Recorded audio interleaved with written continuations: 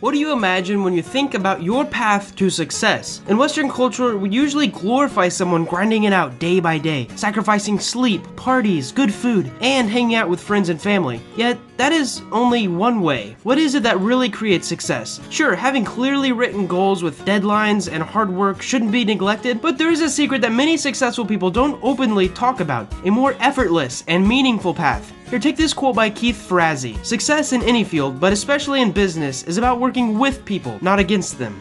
Hey guys, it's Theodore from Practical Psychology, and this is going to be a collaboration video with Joshua Hudson from Pinnacle of Man. We're going to teach you how to network like a boss. Anyone who has ever achieved something successful has gotten help from others down the road. People like Steve Jobs, Bill Gates, and Jeff Bezos have always had to rely on others to help them along the way. Understanding how to properly create and manage your network of relationships will exponentially increase your chances of luck and increase the ceiling of your success. Margaret Wheatley said, "Relationships are all there is. Everything in the universe only exists because it is in relationship to everything else. Nothing exists in isolation. We have to stop pretending we are individuals that can go at it alone." Before I get into how to develop a network of successful people in your life, I'll tell you how I use these techniques to grow my own channel. I made over 100 videos and put 3 years of work into my channel by the time I hit 2,000 subs. But within the last year, I more than doubled my subs and personal income just off collaborations and networking alone.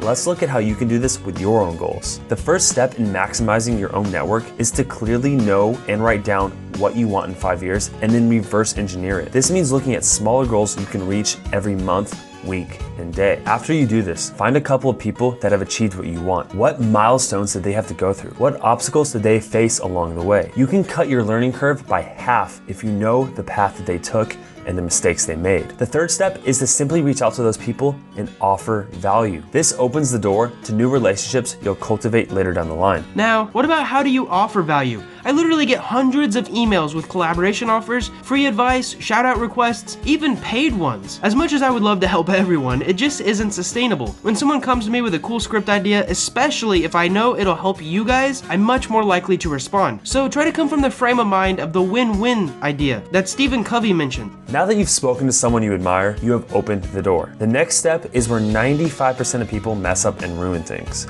I've seen so many people completely fail at keeping their relationship going. Yet, all it takes to make these relationships flourish and grow is the right mindset. Most people view relationships as a power struggle. This is known as the tit for tat mindset, right? This is the opposite side of the spectrum from the last tip. People either straight up ask for too much right away, or they never ask at all. So many people want to have equity with others before asking for what they actually want. Keith Ferrazzi says this is completely wrong. He says relationships are more like a muscle that strengthens over time with each interaction. You need to start wanting to help others succeed. The more successful you make others in your life, the more successful you will naturally become. In fact, I remember back when I was asked about what success was when I was in the 10th grade.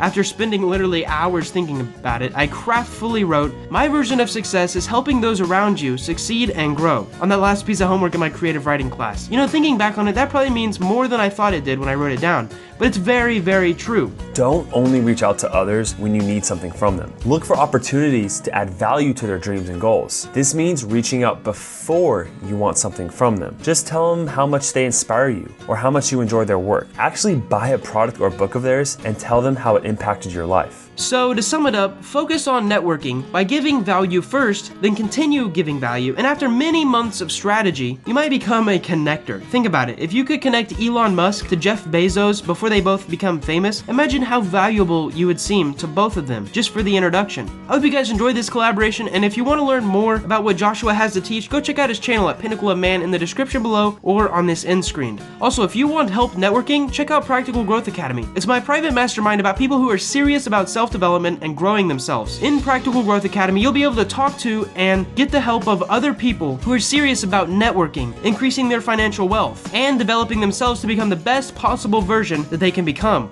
Hope you guys enjoyed this video, and until next one.